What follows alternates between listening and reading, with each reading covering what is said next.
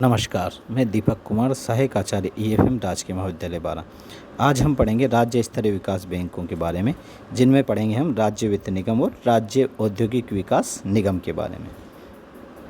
सुदूर आंचलिक क्षेत्रों में औद्योगिक विकास करने तथा पिछड़े क्षेत्रों में उद्योगों को प्रोत्साहन देने हेतु राज्य सरकार को अधिकार दिया गया कि वह अपने राज्य में संस्थाएं स्थापित करें तथा देश के विभिन्न राज्यों में लघु एवं मध्यम उद्योगों को विकास की दृष्टि से राज्य स्तर पर वित्तीय संस्थाओं की स्थापना की गई।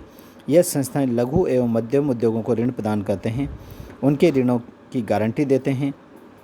इस प्रकार राज्य स्तर पर कार्यरत रहकर अपना कार्य संचालित करते हैं। राज्य स्तर पर स्थापित होने वाले इन विकास बैंकों को हम दो भागों में बांट सकते हैं। पहला जो है वो है राज्य वित्त निगम और दूसरा है राज्य औद्योगिक विकास निगम। और अब हम इनको डिटेल में पढ़ेंगे। तो राज्य वित्त निगम, राज्य स्तर पर लघु एवं मध्यम वर्ग के उद्योगों को ऋण प्रदान करने हेतु राज्य वित्त निगमों की स्थापना की गई। इस हेतु राज्य वित्त निगम अधिनियम 1951 पारित किया गया। यह वित्त निगम उद्योगों को अवधि ऋण देती है, साथ ही प्रत्यक्ष अंशदान तथा गारंटी प्रदान करने का कार्य भी करती है। इन वित्त निगमों द्वारा लघु व मध्यम उद्योगों को संपत्ति प्राप्त करने हेतु ऋण प्रदान किया जाता है। देश के पिछड़े क्षेत्रों में इन बैंकों के माध्यम से धनराशि उपलब्ध कराई जाती है। राज्य वित्त निगमों द्वारा अंतर्राष्ट्रीय विकास बैंक की ओर से भी कई महत्वपूर्ण योजनाओं का संचालन किया जाता है। कुल 18 राज्यों में स्थापित राज्य वित्त निगम राज्य के औद्योगिक विकास के लिए अत्यधिक महत्वपूर्ण भूमिका निभा रहे हैं और वर्तमान में राज्य वित्त निगमों द्वारा 7,614 करोड़ रुपए के ऋण स्वीकृत किए, जिनमें से 5,486 करोड़ रुपए वितरित किए गए हैं।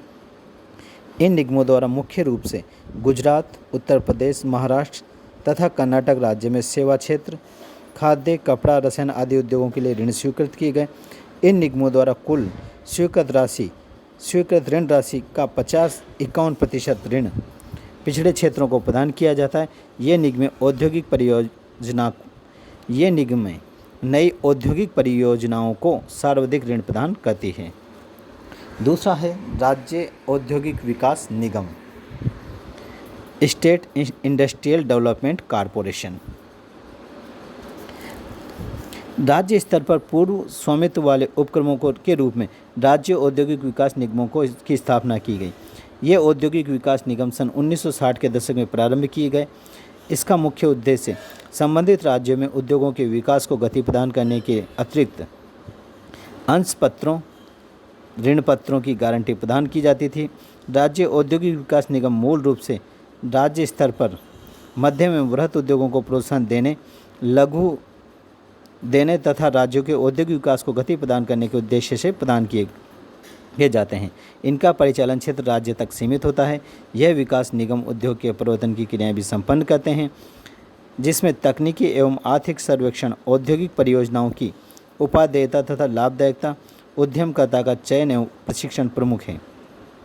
उद्योगों के लिए आधारभूत सुविधाओं का विस्तार और औद्योगिक विकास निगम के प्रमुख लक्ष्य होते हैं। राज्य औद्योगिक विकास निगम वर्तमान में 22 राज्यों में कार्यरत है। इन निगमों द्वारा प्रदान किए गए अवधि ऋणों का पुनर्वितरण भारतीय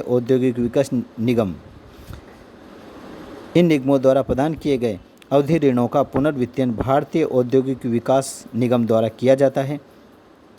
इन निगमों द्वारा जहां 1990-91 में 698 करोड़ रुपए के ऋण स्वीकृत किए गए थे, वे वर्तमान में बढ़कर 3600 करोड़ रुपए हो गए हैं। इन निगमों द्वारा प्रदत्त सहायता का 60% भाग केवल उत्तर प्रदेश, महाराष्ट्र, गुजरात, कर्नाटक, आंध्र प्रदेश, पंजाब एवं तमिलनाडु औद्योगिक विकास निगमों द्वारा ही प्रदान किया गया है तथा शेष अन्य राज्यों के विकास निगमों द्वारा प्रदान किया गया है। इस प्रकार भारत में विकास बैंकिंग क्रियाएं तीव्र गति से विकसित हुई। देश में सुदृढ़ विकास बैंक विगत वर्षों में स्थापित हुए। 1990 के पश्चात वित्तीय क्षेत्र में हुए सुधारों के फलस्वरूप व्यापारिक बैंक तथा विकास बैंकों के मध्य अंतर को कम किया गया। अब व्यापारिक बैंक भी पूंजी बाजार के अभिन्न अंगों के रूप में अंशपत्रों और ऋण पत्रों का कार्य करने लगे हैं तथा उद्योग व्यापार को अवधि ऋण प्रदान करने लगे हैं। अर्थात व्यापारिक बैंकों द्वारा विकास बैंकों के कार्य संपन्न किए जाने लगे हैं। विकास बैंकों की आरंभिक अवस्था में इन बैंकों की कार्यप्रणाली सामाजिक उद्देश्यों को ध्यान में न रखकर विकास बैंकों की आरंभिक अवस्था में इन बैंकों की कार्यप्रणाली सामाजिक उद्देश्यों को ध्यान में रखकर निर्धारित होती थी, अर्थात ये बैंक अपनी निम्न एवं उचित ब्याज दर पर ऋण प्रदान करते थे तथा इनका प्रतिफल कम होता था, किंतु अब व्यापारिक बैंकों में प्रतियोगिता के कारण स्थिति पूरी तरह विपरीत हो चुकी है तथा व्यापारिक बैंकों की तरह ही इनकी कार्यप्रणाली निर्धारित होने लगी है। देश के सभी लगभग बड़े विकास बैंक यथा ICICI, IDBI, UTI आदि नवोन्मेषी व्यापारिक बैंक भी करने लगे हैं। अतः देश में बैंकिंग संरचना में व्यापारिक बैंक तथा विकास बैंक रूपी दोनों शाखाओं में अब स्पष्ट अंतर किया जाना संभव नहीं है। धन्यवाद।